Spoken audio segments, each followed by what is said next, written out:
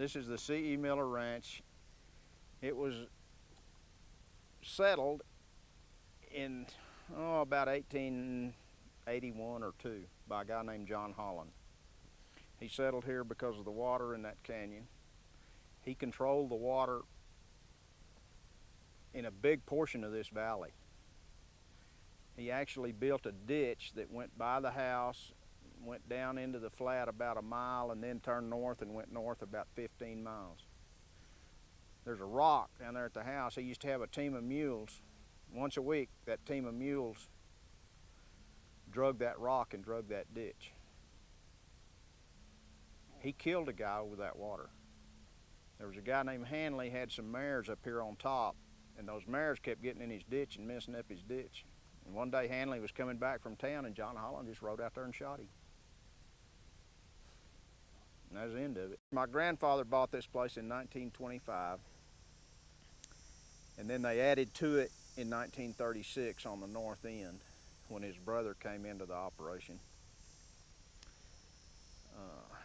We've been through several droughts. The most current one, we're still trying to restock from the most current one. We normally run 600 to 800 cows on this place, and we've got about 200 right now. We got down to 76, is that right? At one point we only had 76 head on the whole place, about 2011, 2012. And the reason we destocked, we think this country will recover faster if you don't abuse it. We've watched people that stayed too long with their cattle and then ended up having to get rid of them anyway. And we just decided, and we're in a position where we could just destock and start back when we can, and that's pretty painful right now. That good cow prices are a two-bladed sword. For years, we've done the deferred system, where we would defer 1 or 2 or 3 pastures a year during the growing season, and not worry too much about it after that. Use it, as long as it's not growing, you could use it, as long as there was forage there. What I've always dreamed about doing is getting to a one-herd system where you could just move that herd. In these mountains, that's hard to do, simply because of water. You just can't water that many cattle up here. That's why we built these roads. We didn't build them for us. We built them for the cows. We built them for the cows. And this road that we're standing on is built on an old trail.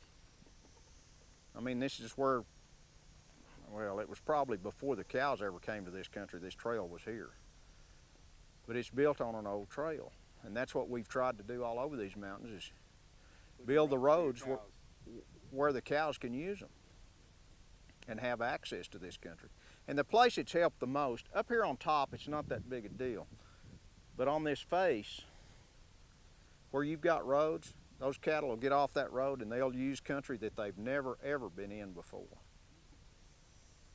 My cousins who have an interest in this ranch, but have never been out here, I mean, they come and visit, but they don't understand a lot of the stuff. One of them, well, the one that's kind of taken over from his dad and trying to do their part of it, Albert and I were talking about, when we destocked, and we were talking about, you just kind of look at your country and you kind of know what you need to do.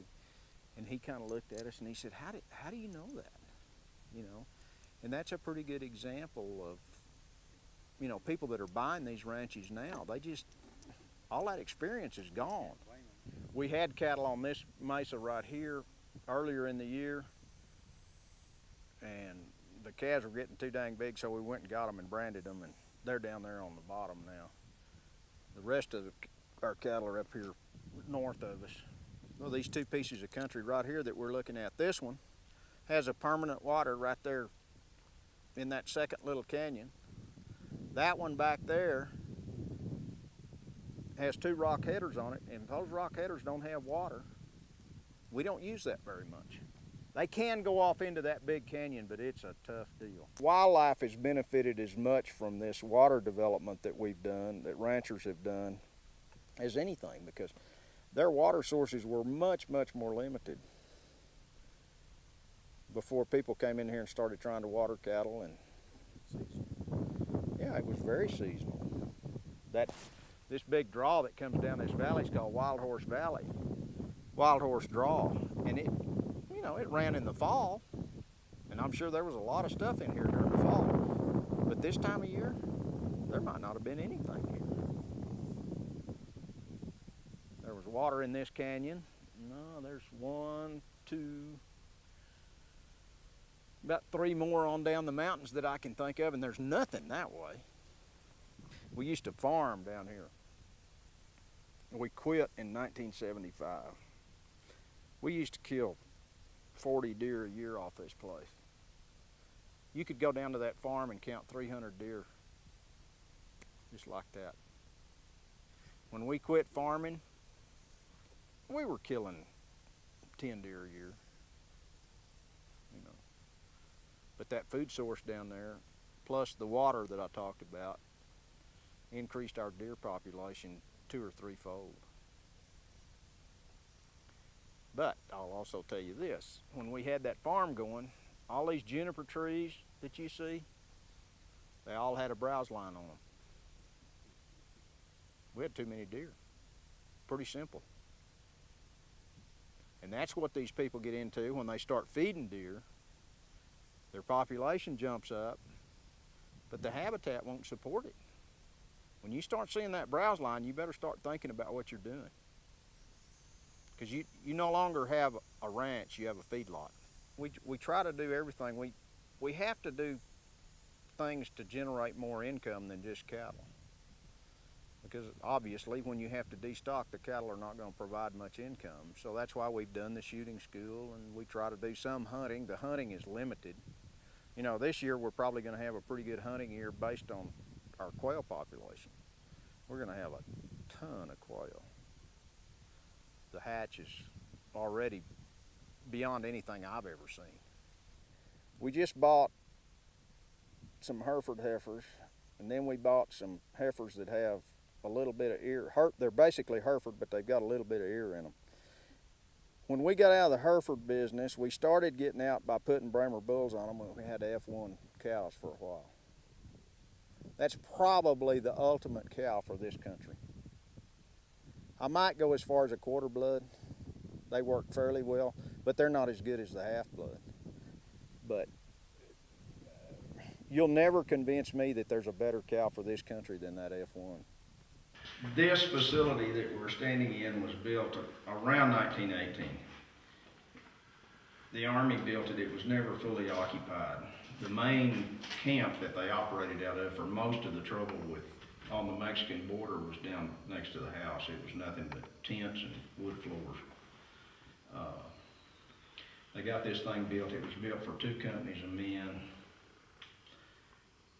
They had the capabilities of packing 150 mules a day out of here, which meant 150 left and 150 came in, usually in 3 trains. And they did it with amazingly few guys. There were 3 guys went with each train, and that's it. And when they came back, I think they had 6 packers that packed 50 mules. And they packed everything. I mean, they packed grain, hay, all the stuff the guys needed. It's pretty amazing to get it all done. But if you know anything about mules, that's the only way you can make it work is they have to work every day. If you give them a day off, you're in trouble. Please. Because the water was here and the pass to get to the river was here. This is the closest, easiest way to get to the river. North to the next pass, and then the next road that goes over to the south is about 15 miles. So there was a 30-mile stretch of the river here that they could cover. Plus, it was close to Valentine. They brought the supplies in on the railroad, put them on trucks and brought them out here, then put them on mules and went. I don't know that Ponchoville was ever too much of a problem, but there were lots of bandits that were. And some of them claimed allegiance to Ponchoville, and who knows who they were really. They fought for whoever had the most money is what it amounted to.